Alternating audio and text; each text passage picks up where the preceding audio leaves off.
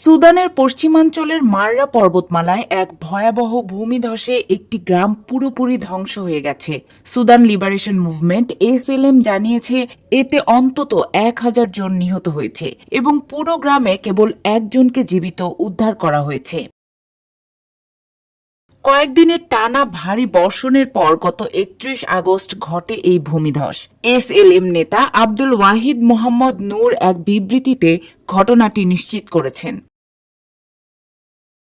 Darfur অঞ্চলের ওই এলাকা নিয়ন্ত্রণ করা এসএলএম জানিয়েছে গ্রামটি এখন পুরোপুরি সমতল হয়ে গেছে।